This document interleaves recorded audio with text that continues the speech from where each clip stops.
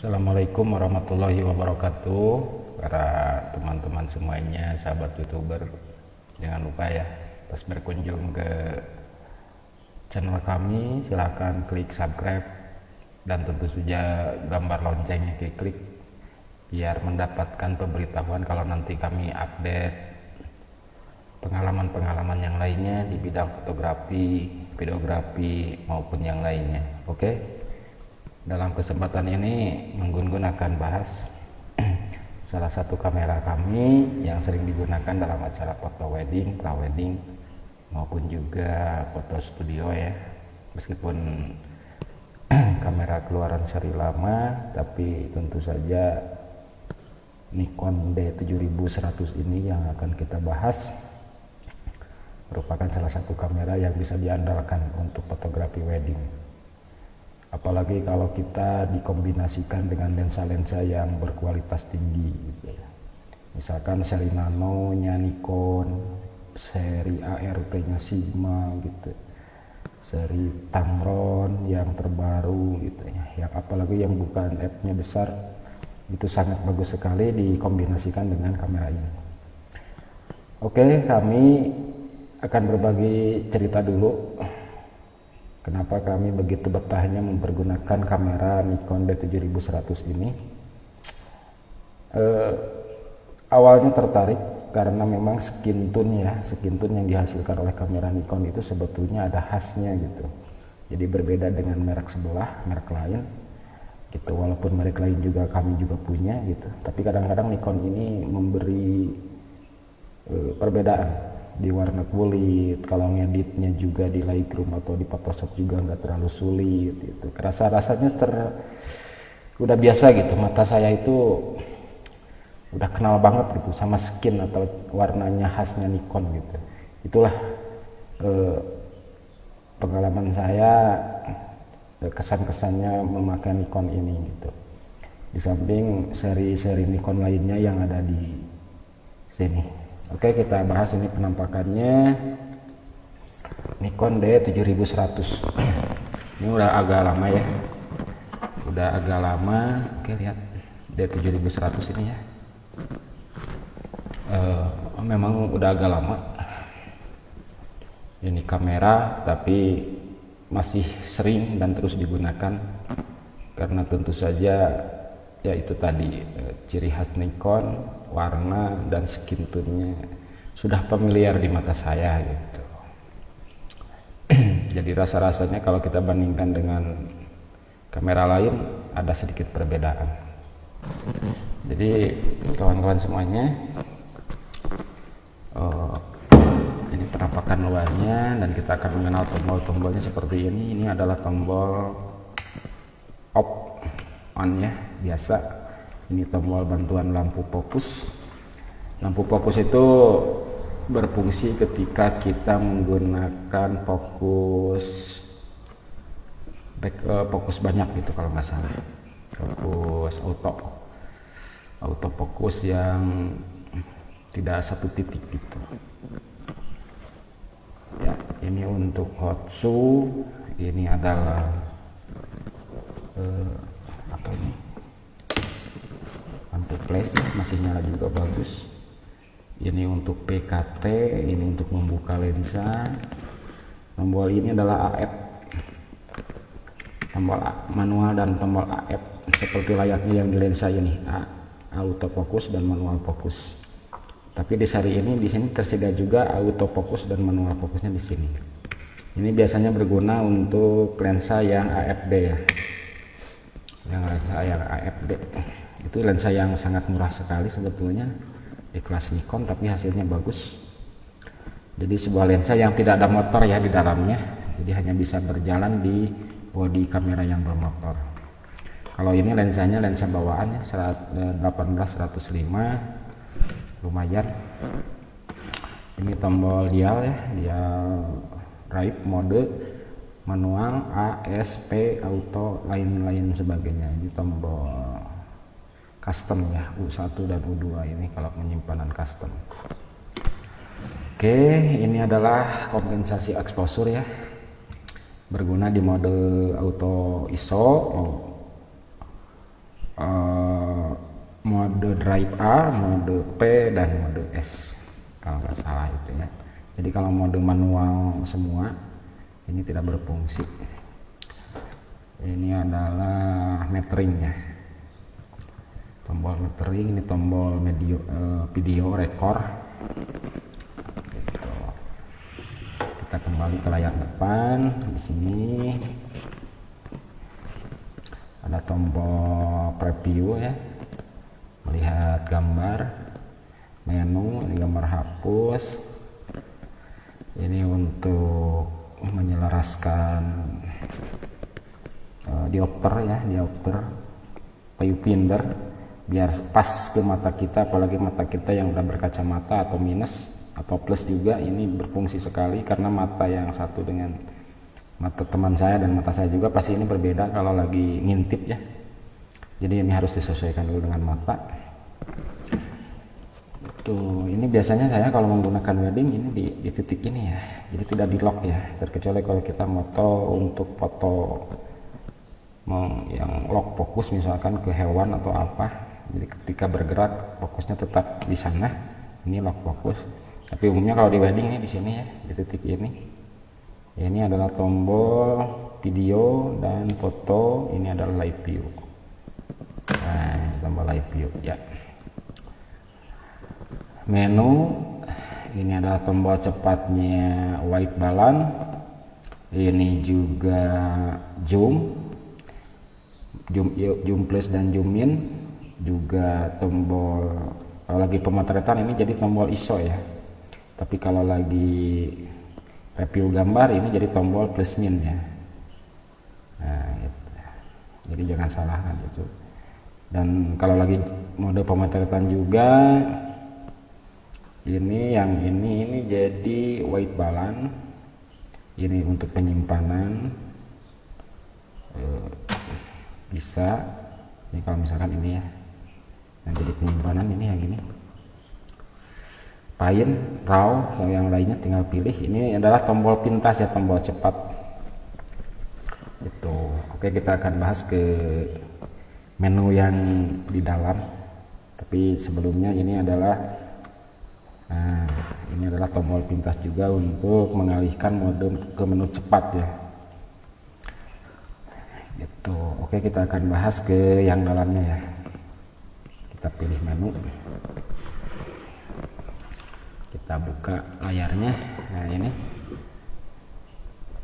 ini adalah menu pengenalan aja ya. Ini adalah menu playback atau menu review foto ya. Bentar ya.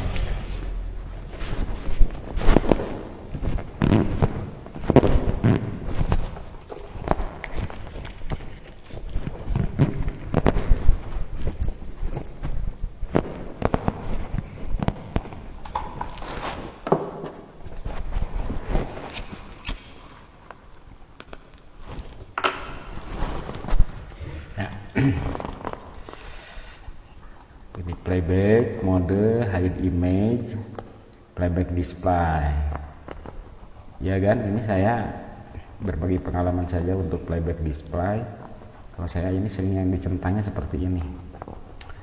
Ini fokus poinnya dicentang, highlightnya dicentang, RGB histogramnya dicentang. Kalau setting datanya saya jarang gitu ya. Dan overview tentunya ini yang di bawah itu. Image view tentunya on karena ingin melihat. Kalau ini jarang dipergunakan. Slide show juga jarang, ini juga jarang. Kita beralih ke menu pemotretan atau menu shooting menu ya. Kalau kita sering motret berubah-berubah dan lupa, kita reset shooting menu dulu ya, biar kembali ke setelan pabrik. Reset shooting menu, tapi terkecuali kalau sudah biasa yang dipindahinnya mana. Karena dengan tombol info ini ya, nah ini tombol info ini adalah settingan yang muncul di layar yang kita gunakan atau yang di atas ini,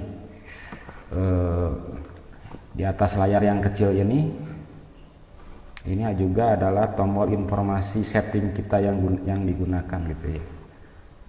Oke. Jadi tombol info ini berguna juga untuk melihat, nah ini Jadi berguna untuk melihat settingan apa yang kita gunakan. Itu. Kita kembali ke menu ya. Pemotretan, storage. Biasanya saya kalau punya kamera 1, 2, dan 3 macam Nikon, ini suka diganti nama, ini juga suka diganti nama. Kalau ini terserah bagaimana kebutuhan. Mau overflow, mau misalkan mau backup, kalau slot 1 memori penuh pindah ke memori 2 gitu, atau mau backup atau mau RAW gini ya. Tapi kalau saya seringnya overflow saja gitu, karena sering motonya JPEG ya, bukan RAW gitu. Image quality saya seringnya Paint ya, untuk menghasilkan performa yang baik. Image size-nya saya biasanya L gitu ya, udah maksimalkan aja. Itu image area-nya saya menggunakannya DX, bukan crop ya, bukan crop 1/3. Saya ini menggunakannya DX aja, di full gitu. JPEG compressionnya saya biasanya optimal quality, jadi tidak size priority gitu, biar hasilnya optimal. Itu memaksimalkan aja. Nepral recordernya saya jarang dirubah. White balance-nya terserah mau Kelvin. Biasanya kalau nggak Kelvin saya biasanya direct sunlight ya, sinar matahari, atau flash kalau menggunakan flash.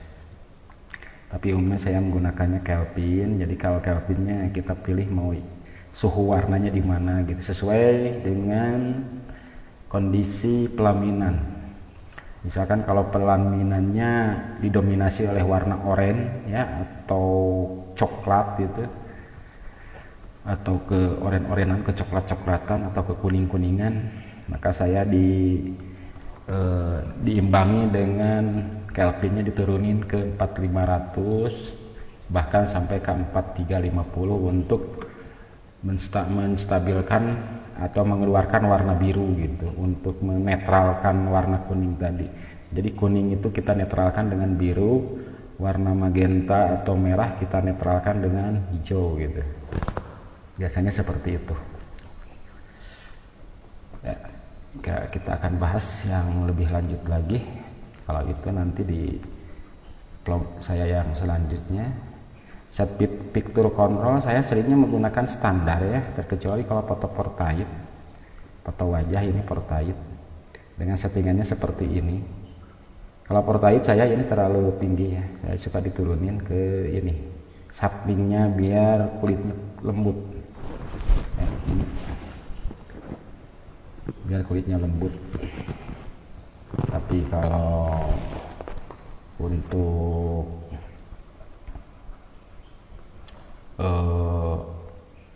standar saya justru dinaikkan sharpeningnya sampai ke 7 ya, 7, 8, 9, 7. Ini untuk supaya gambar foto kita jadi lebih tajam gitu. Nanti bisa kita kurangi di Lightroom ya, atau di Photoshop ya. Ini standarnya seperti ini. Tapi kalau saya biasanya di sini. Oke, kita oke-kan aja di sini. Manager picture controller jarang menyimpan. Color space-nya saya sukanya sRGB ya, walaupun ada pilihan Adobe RGB. Tapi berhubung sering diupdate di media sosial, ya udah aja pilih sRGB. Active lighting-nya saya biasanya extra high ya, terkecuali kalau warna cahaya stabil ya biasa normal. Tapi kalau misalkan yang sebelah kanan terang banget, yang sebelah kiri misalkan shadow gitu, gelap, saya biasanya ada lightingnya diaktifin ke extra high. Itu aja kegunaannya. Jadi kegunaannya misalkan kalau di pelaminan itu yang sebelah kiri misalkan terang banget, yang sebelah kanannya gelap banget ya, aktif lightingnya saya gunakan ini extra high. Tapi kalau serata gitu cahayanya saya pilih normal aja. Ada dynamic ring biasanya digunakan untuk foto pemandangan ya, untuk foto-foto pemandangan di luar yang tidak bergerak gitu. Kalau foto foto-foto portrait yang bergerak itu kayaknya kurang cocok ya kalau HDR. Ini hanya cocoknya rata-rata di pemandangan, atau si model kita foto di pemandangan terus belakangnya warnanya, warna langitnya cerah, terlalu terang gitu. Ini digunakan seperti ini, tapi dengan catatan si modelnya jangan bergerak ya, jadi diam gitu. Itu aja, mungkin HDR gunanya seperti itu. Kalau ya ini berbagi pengalaman ya, bukan tutorial. Kalau tutorial mungkin harus lebih ini ya, lebih akurat ilmunya atau bahasanya atau istilahnya gitu. Itu kalau yang lain-lainnya saya jarang dirubah, terkecuali kalau untuk ngopi. Ya, kalau ngopi biasanya jarang tinggi-tinggi, sukanya di sini aja. Di 1280, 60p atau 50p. Karena buat apa? Karena nggak terlalu tinggi-tinggi amat. Terus cuman di setelnya nanti videonya di HP juga atau di YouTube. Oke, berlanjut ke autofocus. Settingannya hanya seperti ini aja, tidak ada yang dirubah. Boleh agar lihat aja ya. Saya nggak merubah, ini seperti ini aja. Nggak ada yang lebih. Timer juga sama, nih setting display kita lihat, cuman seperti ini aja. Ini berbagi pengalaman aja ya, dan berbagi settingan aja. Jadi nggak ada yang di ini. App control ya, ini biasanya untuk kontrol dial ini ya. Function ini tombol di depan. Kontrol ini berguna untuk ini. Function yang ada di sini nih, tombol-tombol ini. Nah, ini tombol-tombol di depan ini. Ini kita settingnya di sini. Kontrol. Terus juga nggak ada lagi, udah gitu. Nah, ini format memori ini penting kalau setiap kita mau motret, ini format memori dulu ya. Monitor brightness usahakan untuk 0 aja ya, jangan dilebihkan, jangan dikurangi. Ini clear image sensor, language, time dana.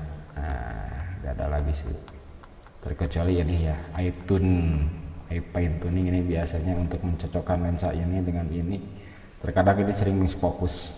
Oke, ini kita bahas di kesempatan yang lain, atau bisa klik link di atas ini, video ini, untuk melihat atau bagaimana caranya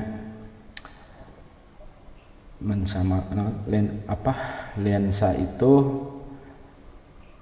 di fine tuningnya agar tidak misfokus gitu. Ini ada caranya ya. Itu aja, nggak ada lagi yang lain. Untuk versi firmware-nya ya seperti ini. Oke, gitu aja kan. Nah, kita bahas nanti ya yang ini, yang menu retouch. Bagaimana cara retouch langsung di kamera, sederhana, menu sederhana tapi ini sangat membantu juga. Ini image overlay juga, ini menggabungkan beberapa foto ya. Gitu. Sebetulnya banyak caranya. Oke, gitu aja. Dan jangan lupa klik subscribe ya. Dan tentunya subscribe itu gratis. Tunggu video-video kami selanjutnya dalam membahas kamera-kamera yang lain. Yuk, assalamualaikum warahmatullahi wabarakatuh.